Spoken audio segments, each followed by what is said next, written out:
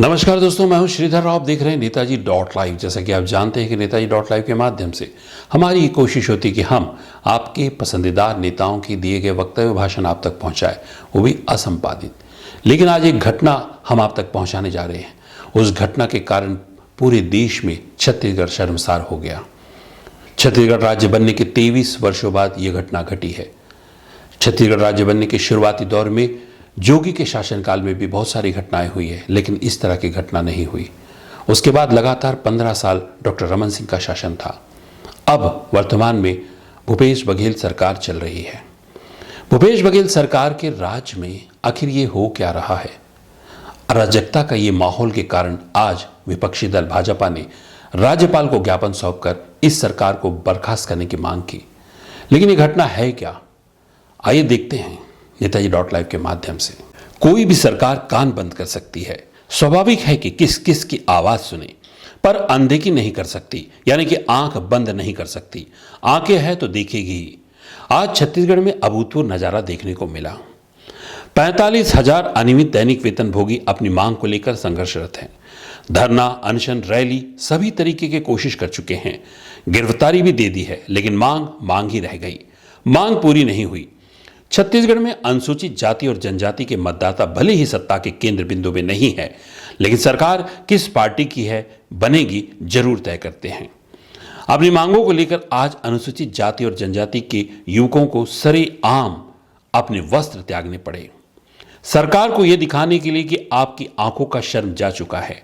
आप सुन भी नहीं सकते, लेकिन अब देख तो लो कि आपके राज में अनुसूचित जाति जनजाति के युवकों की हालत क्या हो गई है। 2018 में बनी सरकार का अंतिम विधानसभा सत्र आज से शुरू हुआ। सरकार के मंत्री अधिकारियों का काफिला विधानसभा के लिए कूच किया। अनुसूचित जाति जनजाति के हजारों निवस्त या नग्न युवक हाथ में न्याय की मांग करते हुए नारेबाजी करने लगे। ये दृश्य नग्न आंखों से नहीं देखा जा सकता, लेकिन आंखें बंद भी नहीं की जा सकती। कुछ पल में सारा घटनाक्रम घटित हो गया। पूरे प्रदेश सहित इस घटना की खबर देश भर में वायरल हो गई। सरकार का दायित्व बोध क्या कहेगा, यह बात का प्रश्न है। लेकिन प्रश्न यह है कि अनुसूचित जनजाति के प्रति अध्यक्ष बनाने वाली पार्टी में इन्हीं के लोगों की सुनवाई क्यों नहीं है? आखिर नंगा हुआ आम आदमी, जनता या प्रशासन? अनुसूचित जनजाति और जाति के युवकों द्वारा किए गए नग्न प्रदर्शन, जिसके कारण पूरा छत्तीसगढ़ शर्मसार हो गया। क्या वर्तमान भूपेश सरकार के कान में जू रेंगेगी? इसी घटना पर विधानसभा सत्र के दौरान क्या कह रहे हैं पूर्व मुख्यमंत्री डॉक्टर रमन सिंह? ये सरकार के खिलाफ विरोध अब किस हद तक जा सकता है? धरना में अलग बैठे हैं, पूरे के पूरे कर्मचारी के अंदर व्यापक असंतोष है। दैनिक वेतन भोगी कर्मचारी लंबे समय से आंदोलनरत हैं, उनकी बात कोई सुन नहीं रहा है। वो बड़े बड़े प्रदर्शन करने के बाद महिलाओं के प्रदर्शन हो गए। उसके साथ ही साथ अनियमित कर्मचारियों के प्रदर्शन और धरना चल रहे हैं, और रसोईया संघ ने भी अपना प्रदर्शन किया। ये व्यापक असंतोष पूरे प्रदेश में फैला हुआ है, और आज तो सारी सीमाएं तोड़ दी। सरकार के प्रति नाराजगी का इजहार करने का इतनी बड़ी संख्या में 200-250 नवयुवक कपड़े उतार कर SC ST आरक्षण में गलत नियुक्ति का विरोध कर रहे हैं। लगातार सरकार को बताने के बाद भी सरकार उस पर ध्यान नहीं दे रही है, और ध्यान आकर्षित करने के लिए उन्होंने ये तरीका अपनाया। देखने को मिला छत्तीसगढ़ ही नहीं, देश का एक पहला प्रदर्शन होगा जहां इतनी बड़ी संख्या में नवयुवक वस्त्र उतार के और प्रदर्शन के लिए मुख्यमंत्री की गाड़ी के सामने आ गए। और ये जब निराशा पूरी तरीके से उनके अंदर व्याप्त हो गया और पूरी हताशा से ग्रस्त हो गए, उन्हें कोई उम्मीद नहीं दिख रही थी कि उनके ऊपर कोई न्याय मिलेगा। लगातार वर्षों से संघर्ष करते करते ये अपनी मांग को करते रहे, और आज उसका एक विस्फोट के रूप में देखने को मिला कि आज ये सारे के सारे लोग सड़क पे उतर आए। उनके पास कोई दूसरा विकल्प नहीं था। सरकार हाथ में हाथ धरे बैठी रह गई, कोई कदम उठाने में असफल रही। इसी बात को लेकर आज महामहिम गवर्नर से हमने कहा इस विषय में पूरी रिपोर्ट भी बुलाएं, और जो दोषी हैं उनके खिलाफ कार्रवाई के लिए सरकार को तत्काल लिखें, और इन बच्चों को जेल के अंदर ठूसा जा रहा है, इनके साथ मारपीट किया जा रहा है, उसको तत्काल रोका जाए। धारा 144 लागू थी, उसके बावजूद वो वहाँ तक पहुँचे हैं। क्या ये पुलिस ये सरकार की, पुलिस की और पूरी प्रशासन की इससे बड़ी असफलता क्या हो सकती है? सूचना देने के बाद, जानकारी देने के बाद भी रोक नहीं पाए, ये प्रशासन की असफलता है। सारे विषय विधानसभा में उठते हैं और इस विषय में भी चर्चा करेंगे। मुख्यमंत्री का बयान है कि केंद्र की सरकार को निरंकुश हो चुकी है और लोकतंत्र को दबाने की कोशिश कर रही है। इसमें केंद्र सरकार का क्या काम और विधानसभा, ये तो राज्य सरकार का निर्णय लेना है। केंद्र कहाँ से आ गया है? क्या गृह मंत्री जी इसमें निर्णय लेंगे क्या? नग्न प्रदर्शन पर भारतीय जनता पार्टी विधायक दल ने मंगलवार को राज्यपाल विभूषण हरिश्चंद्र को ज्ञापन सौंपकर प्रदेश की कांग्रेस सरकार के खिलाफ संज्ञान लेकर आवश्यक वैधानिक पहल करने की मांग की। वहीं पर प्रदेश की सरकार को तत्काल बर्खास्त कर राष्ट्रपति शासन लागू करने की मांग की। आइए देखते हैं क्या कह रहे हैं नेता प्रतिपक्ष नारायण चंदेल राजभवन से। महामहिम राज्यपाल महोदय से मिला, उसमें हमारे रायपुर के सांसद जी भी थे, सुनील सोनी जी, हमारे पार्टी के वरिष्ठ नेता भी उसमें शामिल थे।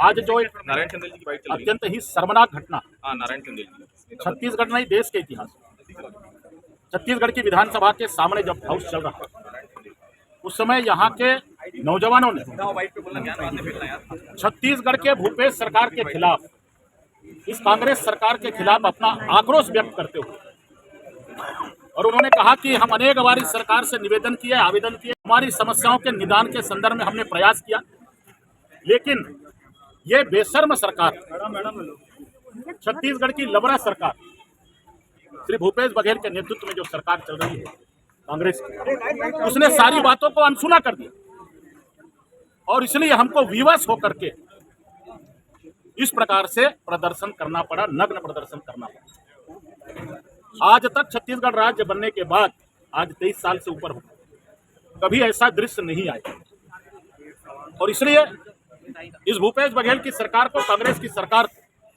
अगर जरा भी नैतिकता इनमें है तो 1 मिनट भी अपने पद में रहने का नैतिक अधिकार नहीं।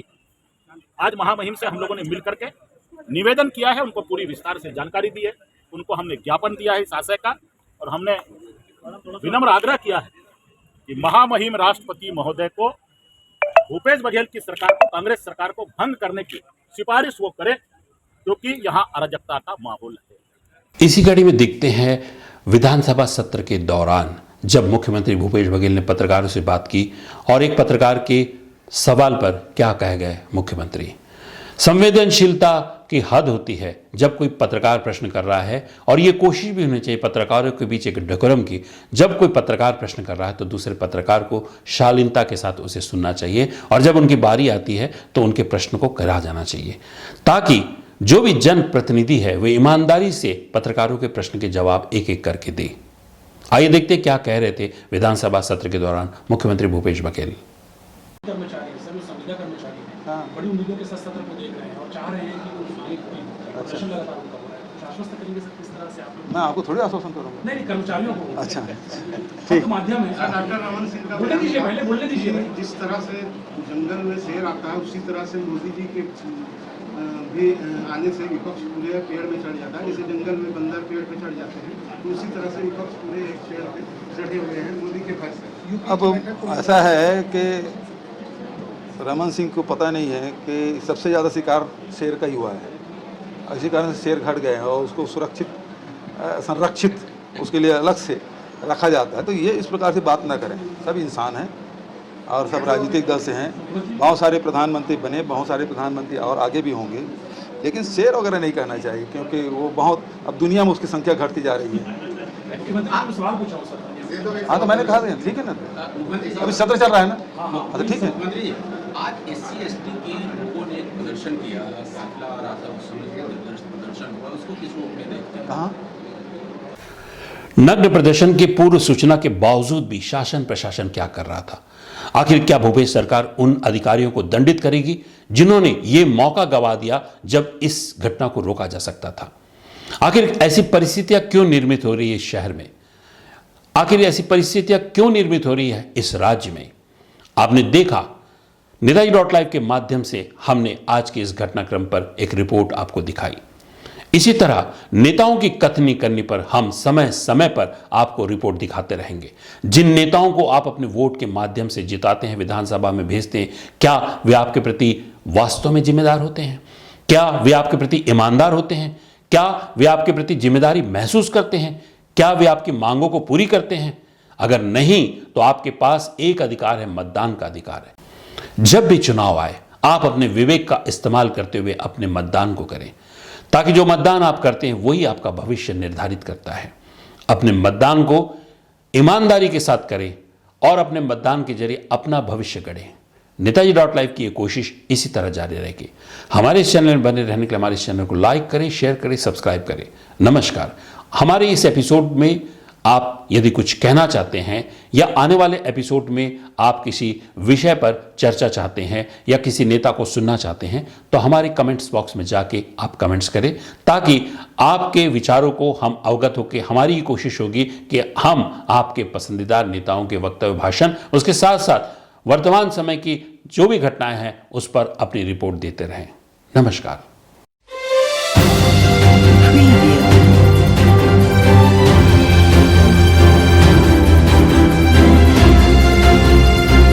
नेताजी.live के प्रायोजक है Satyadeep diagnostic and clinic, Supela, Bhilai.